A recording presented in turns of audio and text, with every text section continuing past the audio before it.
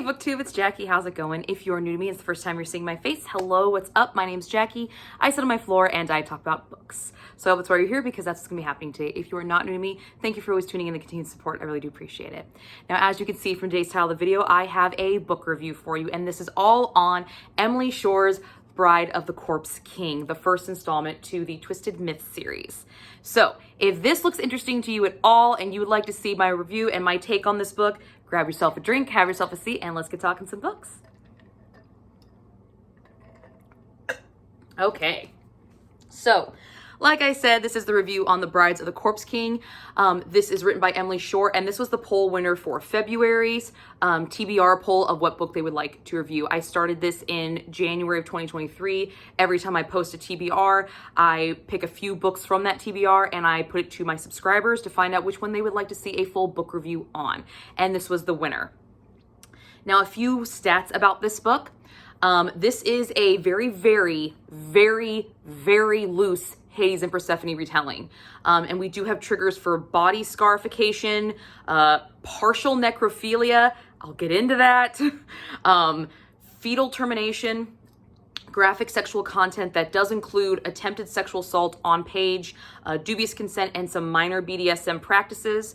And then we also feature FF romance, MF romance, and MFM romance, but I'll get into that because it's not technically by the description of MFM romance.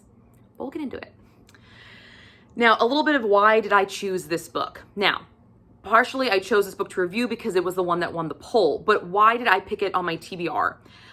This book was actually purchased for me as a gift from one of my subscribers. They have deemed themselves Santa, and to this day, I have no idea who Santa is. None. They still not come forward, but that's okay. I still appreciate the gesture and the gift, and if you are Santa, thank you so much again for providing me with this book. It was something I've wanted for a while, and it did not disappoint, and so I will forever be in your debt for buying this book for me. Thank you so much. Also, the reason I originally wanted to pick up this book was because it was labeled as kind of a Hades and Persephone retelling. And even on the back, it does say, for fans of A Touch of Darkness, which is one of my favorite series by Scarlett St. Clair, a dark and rapturous fantasy retelling starring a brooding and tortured corpse king and a heroine strong enough to conquer the god of death. That sounded something right up my alley because I love Hades and Persephone. I love anything kind of to do with that story. So that was one reason why I wanted to check this book out. And also, Emily Shore, I do follow on Facebook. I don't personally know her, but I've had some conversations with her, and I really wanted to read this installment. Out of all the books I've seen her write, this is the one that really screamed to me first. So I was very excited when I received this at Christmas, as well as I was very excited that this is the one that won the poll from my TBR, my review TBR book. Now, a brief summary. We follow Isla and Alistair, and then also Aaron Kirak. I will write it out here. I have zero idea if I'm pronouncing that correctly, so I do apologize, Emily, if you're watching this. I apologize if I pronounced your character's names wrong. But Aaron Kirak is also the god of death who actually physically inhabits Alistair. So he is the spirit who is inhabiting Alistair, who is the corpse king. Isla is kind of like a farm girl who has grown up on the edge of the void, which is where she found. And the void is pretty much where all the nasties live. And she was found there by her adoptive parents who raised her. Now, as an adult, she sneaks into what is kind of described as like an underground gambling hall. And the prize, instead of money, are these gilded bones of what I believe are gods. And they have power, and they can be traded and used at will. To get into this underground gambling area, she uses a specific name, which is Kanat, who is our antagonist. And he is a pretty much come from nothing royal. He's kind of built his way up, but he's a douchebag. He's an asshole, and he's corrupt as fuck. So he learns of this use of his name. And so he comes to find her and basically says, well, you used my name, so now you're mine. And I'm going to claim you at the Feast of Flesh, which is the ceremony that's going on while this underground gambling hall is going on below this said party. And he's going to claim her, bite her, and claim her as his own. Now, he has his own ulterior motives, which we were not aware of at this time, but you do find out later. And she flees. She does not want anything to do with him. She flees and she runs into a library where she is cornered. And then she is saved by a skull-faced, masked man who saves her. And she realizes that is the Corpse King. And she secretively lifts up his mask to look underneath. And we get a nice description of him. But she knows that she's not safe, will keep going after her, so she throws herself at the mercy of the Corpse King and volunteers to be his bride. Here's the snafu with volunteering to be the Corpse King's bride. The Corpse King has been the Corpse King for 500 plus years, and there's a curse upon him. Aaron Kirak, the god of death, inhabits him and reaps the soul of any one of his brides. And so when he consummates the marriage, every single bride dies, except 9. In the history of the curse, only 9 have survived, but they have survived in a very, very weird, not entirely their way. So she is basically volunteered to sign her death warrant. Now, her family will be saved. They will no longer be starved. Will not be able to touch them. They'll be protected. So it's kind of a sacrificial moment here. But you're signing your fucking death warrant. You are. And so it is a big deal to have a volunteer bride, because usually the bride is chosen and against her own will. But Isla has volunteered. But the thing about Isla is there is something unique about her. She is not a normal human. She is not. One, she can grow flowers and thorns out of her body. And she has this thing called a nether mark on what kind of describes like a lower tramp stamp kind of scarring that constantly heats and shoots ice through her veins, and it's constantly bothering her because she was found at the edge of the void. We believe that she was born in the void, so she's not born of humans. She's not a normal human. So going into this sacrificial moment, you know that she's not going to experience the curse in the same way, and we are not disappointed, because through a very lethal seduction, and I say lethal because it gets kind of sketchy sometimes, she not only maneuvers her way through the Corpse King, but ensnares the god of death himself. So that's where our story really takes off, is after she volunteers to be a bride, and that's when all this intrigue, political, societal, emotional intrigue really starts to come into play, and we get a really captivating, unique story. Now, what worked? The plot line. I fucking love this. I love the idea that she volunteered knowing full well that she was signing her death warrant, but she believed she could be the curse ender, because there is this myth of the curse ender, and I cannot say the name of what she actually calls it, so I'll just write it right here, but it means curse ender. And she genuinely believes she can. She could be that person. And so she's constantly asking, is this true? Is this a true statement? Is this a real thing? And all the gods and the nobility are like, stop talking. We're not going to talk about it. And I loved this plot line. I loved this idea that she's striving for this one thing. Alistair is just striving to protect her. And through protecting her, he has to make her hate him, because his history, 500 years of history, has shown that no woman survives this. So to extend this consummation, he has a year to consummate the marriage. So he basically makes them hate him and then re-fall in love with them till literally the day before the year is up, and that's when he consummates. So at least he gets some kind of emotional, because he is a hopeless romantic at heart, but he is also a fucking masochist. Oh my God, he's the biggest masochist in this book. It's insane. It is. I also love the idea that there are multiple stories going on at the same time. We don't just have this one, her trying to survive the curse. We also have her storyline of, I am going to manipulate and get what I need, and I'm going to be the curse ender. Alistair's storyline of trying to make him hate her or make her hate him and try to extenuate this, but he's genuinely falling for this woman, but he already has given his heart away later on, which you do find out. And then we have this political intrigue because there is something special about Isla, and everyone knows it. Everyone, including the gods, and they're all seeking her out. And then you have Keurig, who is intrigued and enticed by this one more than any other bride. So we have all of these storylines fighting for attention, and the way Shore weaves these in and out, it's not seamless, but you do get a full view of most of these plot lines throughout the story, and I really had a good time with it.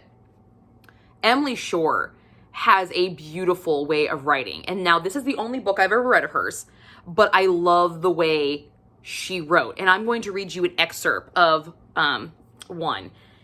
This is after the, she has already volunteered, but she is not actually wed yet. The wedding has not happened yet. So, here we go. Alistair's teeth do not bite like Refters, not animalistic instinct raising my flesh and bone. No, the king savors, lapping my blood, my flesh caught between his teeth as he devours longer and deeper, he craves, demands, and entreats me. I am the corpus rose who follows him, who haunts him.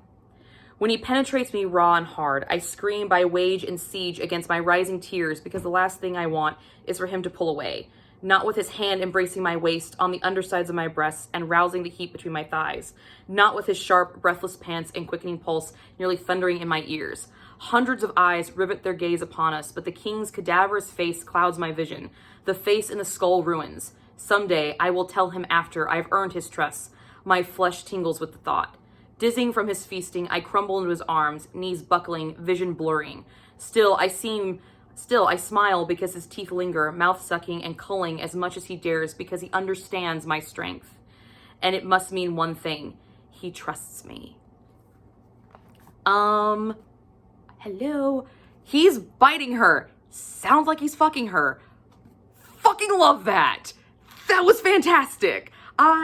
There's so many passages where the way she writes, it feels like something else is going on, but you have a clear idea of what's going on. So you're getting this really emotional attachment to these moments, to these big moments, these connective moments to these characters. You're getting hardcore attachments to them because of the way she emotionally uses her words and the words that she chooses to use and her descriptive tones. Oh my God, fucking loved it. Loved it. Another thing that worked in it was the world building. This world is so descriptive and so unique. It's the first time an underworld has really been described in this way for me. Yes, you have the courts and the hierarchy, but it feels very modern. A very modern take. Even with Persephone, the Haze of Persephone series, Touch of Darkness, that's a very modern retelling. But within this modernity, you still have this old-timey monarchical where the gowns and the prestige and the opulence and the pomp and the circumstance still reign supreme, even through this very modern feel. The description, the actual physical description of the location and sites and everything is not modern, but it feels like it. And it's so unique the way she builds this world, and then the layers she builds within it. So you have the layer of the people, you have the layer of the nobility, you have the layer of the souls, you have the layers of the gods, and she goes into so many descriptive areas of each one of these that you have a very clear idea what it is, but at the same time, there's still so much intrigue and so much not known to you that you want to know. So you want to keep reading and keep delving in and seeing all the beautiful intrigue that she creates within these worlds.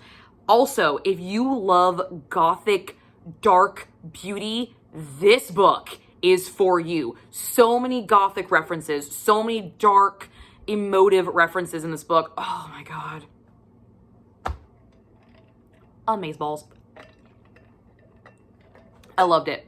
I loved her world building. I loved the Gothic tone she gave. I loved this eerie, ethereal underworld, but yet it's so clear in my mind that it could exist today.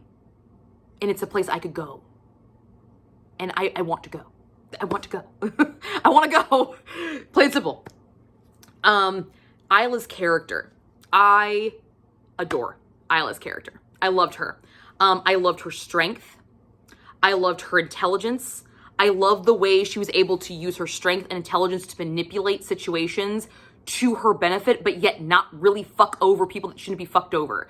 Being a manipulative person is not always a bad thing in my mind, if you know how to manipulate the correct things and you're doing it for a good cause. And in my mind, she was doing it for a good cause. She wasn't doing it just to further her own agenda. She was doing it when she was manipulating Alistair, trying to get him to really trust her. It was because she genuinely felt this bond there. She wanted it. Also, she wanted to just fucking survive this curse because she knows the curse. But she was using her intelligence and her wit and her strength and her stamina and her gifts the right way to manipulate a situation, to utilize her resources, to really convey an awesome character to him that became someone that he didn't want to let go, that he himself wanted to fight for, that she was not just going to be some expendable person. Not realizing that he already didn't think she was expendable because he's a hopeless romantic. I loved how loving Emily Shore also made her. Not only do you have this strong, intelligent, independent woman who can wheel and deal and sneak through the hierarchies, but she's also genuinely got a good heart. And you see that in a few scenes, especially when you get to meet some of the past wives, because Alistair keeps them in the underworld in this one area, and what she does for them, just the creation she gives them to make them feel something whole again, because right now they're soulless, basically walking zombies, and she gives them some sense of humanity back. And I just love that. And the scenes where she's helping him do his death dealings, where she is sending people off to their soul sending off, just the remorse and the compassion that she has for these souls. She gives all of herself, her florals, her thorns, her abilities and her gifts to these people while he's giving his lullaby, his death lullaby. It was beautiful. I loved her character. I loved all the facets of her character. And when the big climax scene ends, I really enjoyed that viewpoint into her, because then she was a little bit selfish. And I enjoyed the little bit of selfishness that we saw of her. She's like, I have gone through this much shit. I'm getting what I want, unmasked, no secrets. This is mine, and I'm taking it. And I thought, damn right, you fucking earned that. You take that shit. I love that. Loved it. I was a fan of the homage that Emily Shore paid to Hades and Persephone. It wasn't so much that it felt like a ripoff. She did it mostly through the pomegranates. Heavy use on the pomegranates. It is the fruit of the gods. It is something that Isla craves. It's used through the wedding ceremony to rouge certain areas to make them more appealing. We get a nice, really nice sex scene during like a pomegranate field, which is pretty dope. Not gonna lie, it was a good one. That was a good scene. I really enjoyed that one. But I really enjoyed the homage they paid to it because it wasn't a direct retelling. It is, when I say it's loose, it is very, very loose. Like, if you didn't know the story of Hades and Persephone at all, you wouldn't see any homages at all. But even if you weren't very familiar with it, you probably wouldn't pick up on it because they're that minute references. Really the only hardcore real one was the pomegranate. That was the one, and then the idea that Isla is rebirth and growth in the realm of the dead, where nothing grows and nothing lives. So you have those really two big components, and that was pretty much it that I saw for some big standout ones. So this next point works and doesn't work, and it depends on why you're reading this book. It's the ending. If you're reading this book because you want a series, this ending is fucking brilliant. It is a cliffhanger to end all cliffhangers. I'm on my edge of my seat. I want to fucking know where the next line comes in. I want to know, seriously, did you end this fucking book like this? What the fuck? Like, seriously, I need to know what happens, because I am not okay with how this is ending for a series, and I want it. It definitely makes you want another book. However, it also doesn't work because if you are reading this strictly for just the romance element of the story, it's kind of a letdown. It is kind of a letdown because we do not have an HEA in this, at least not the HEA you think you're going to get. The HEA we get is one of the elements that I felt didn't work in this book because there wasn't enough buildup and strength in the HEA that we get to really justify it. Now, if you're reading this for a series continuation, then that HEA is fine because it leaves openings to build that further and to give us more. So again, another element that works, but it doesn't really work depending on how you read this book and what you're really reading it for. The other thing that didn't really work for me, and it's not that it doesn't work, it takes some getting used to element, and if you're not expecting it, it will kind of throw you a little bit. Kirak actually inhabits Alistair. Like he kind of like uses his body. And so there's a lot of times where Alistair and Isla will be together, you know, super sexy fun times together, or just, you know, feedings or things of that nature. That Kirak will just kind of join in. And this is where that MFM component kind of comes in, because he's part of it, but yet he's not part of it because he's in spiritual spectral form, but he is still using his spiritual spectre little ghosty phalange things to help with the seduction and the teasing and all these super sexy fun times. So we do have this male, female, male element, but it's in one male is in a spectral format. And so when those scenes happen, because Emily will literally write Alistair and then write Kirak right side by side, it gets kind of confusing. But at the same time, Isla is yet confused at the same time. So you definitely get a feeling what Isla's going through some of these scenes. So it is appreciated, but if you're not expecting that, so if you read this book, just be prepared that some of those super sexy fun times, you might want to read just a little bit slower. You want to read them fast because you're like, ooh, yes, ooh, yeah, yeah. Don't do that. Read it slow, draw it out. You will appreciate it a lot more, because my first scene like that, I did that. And then the next one, I was like, I'm gonna read this slower. And I read it slower, and it was a far better experience. It was dope. Just saying. Trust me on this one. So that was an element that doesn't work if you're not aware of it. For our spice rating, I gave this thing 3 chili peppers. Yes, 3 chili peppers for me on this one, because we do have graphic sexual content. We do have some great super sexy fun time scenes. We have some great scenes that are not supposed to be super sexy fun times, but the way Emily Shore writes them, they definitely feel like it. So you get a lot of this seduction and teasing and emotional and va-va-voom kind of feel to non-sexualized scenes, which is always a good time. Let's sexualize everything, even, you know, a feeding that he needs to sustain. So yeah, I think that was pretty dope. I really enjoyed those scenes a lot, almost more than the actual physical contact scenes, because they were so engrossing, for sure. We have a really, really cool element in this story with Isla. We get a clear-cut female ownership of sexuality. Emily Shore has her main character own her sex and not ashamed of it one goddamn bit. I fucking love that. She takes what she wants, and at the end she's finally like, Alistair, get in the fucking bed. You know, quit being a bitch. Seriously, just do it. And I'm going to fuck you. That's how this is going to happen. Like, you've been messing with me. Fuck this. I'm doing this. And I just love how she owned it. And at the same time, it wasn't just owning it with Alistair. She owned it with her female companion, who is our FF component. And there's a whole storyline going on with that too, which leaves a lot of unanswered questions at the end of the installment, which I hope will get further fleshed out in a future installment whenever we get that future installment. I would love to know more about how that's going to work out. But we have this female sexuality empowerment and just, I fucking loved it. It was great. All in all, great representation of females owning their sex and not being ashamed of it whatsoever.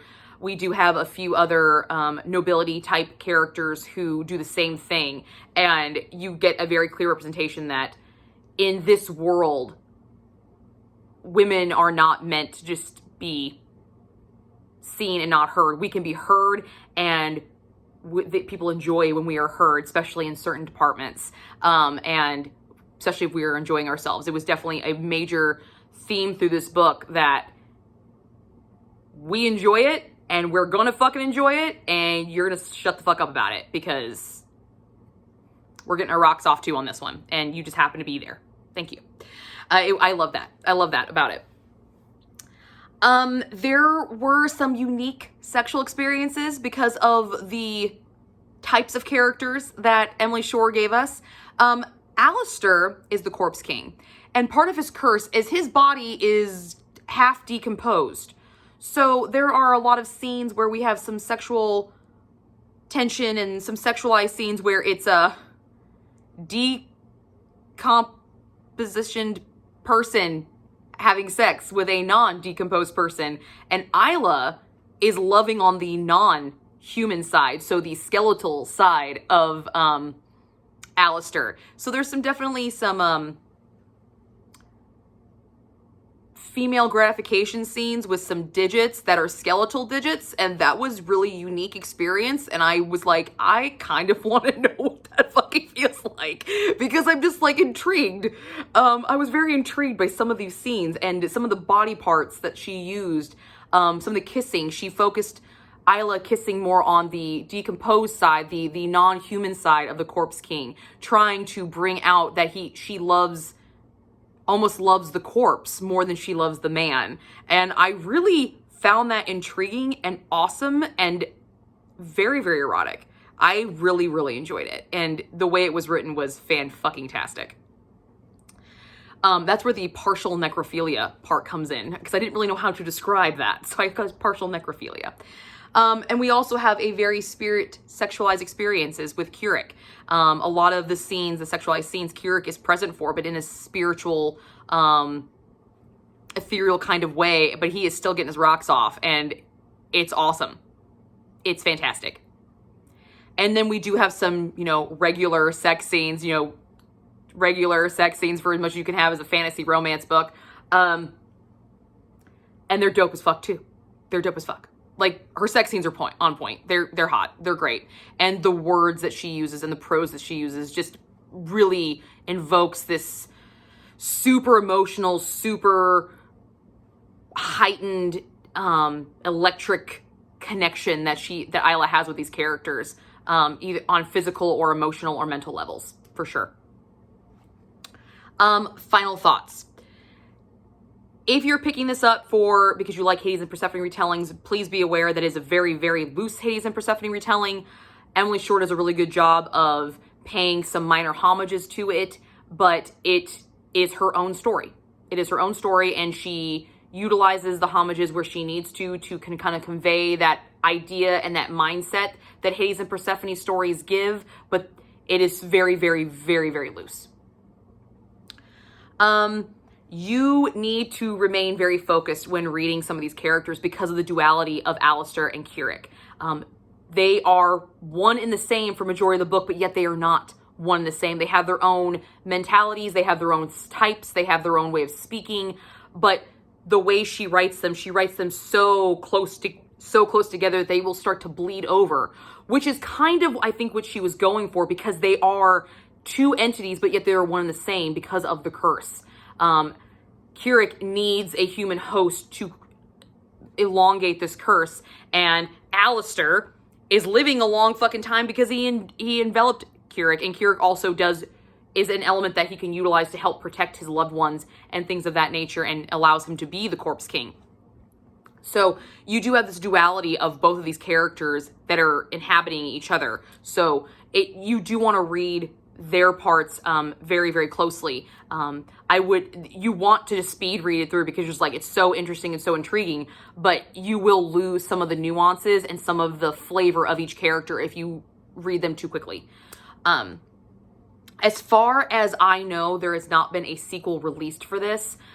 There is an author's note where Emily informs us that she went through some of her darkest periods in her life while she was writing this book. So there is a lot of pain and anguish and emotion pent up interlaced with this book that belongs to Emily and Emily alone. So I can understand why there is not a sequel right now, but god damn it, I want one.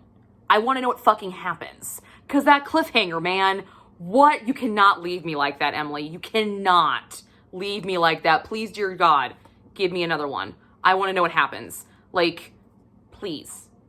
So, Emily, if you are watching this, thank you so much for the story. I know that your life was hell while you were writing this book, but yet you created something beautiful from it. So in a way, Isla went through hell just as you were going through hell, and yet still came out stronger, and you do seem the stronger for everything that you went through. So thank you for sharing your story in your very, very dark and twisty and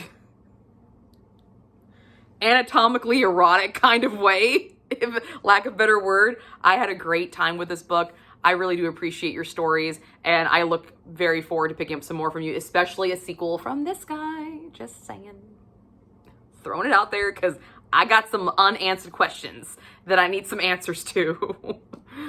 But that is my review of Bride of the Corpse King. And if I didn't give my actual rating for it, I gave this a 3.5 stars because I feel that I really want a fucking sequel. But if you're never going to give me a sequel, that ending just wasn't a hit for me.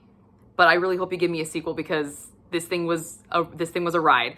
And to the person who gifted me this book, if you choose to remain anonymous forever, that is okay. I will always try to figure out who you are. That's just my nature. But thank you so much for gifting me this. This is definitely something that will be a nice addition to my collection, and I had a great time with it. So I hope you enjoyed this review of the book that you personally bought from me. And for my subscribers that voted this, thank you for choosing this one. I was really hoping that this was the one that won that poll. So I'm glad that we're all in the same mindset here. That's all I got for you guys today. I will see you guys all soon with another video. Bye.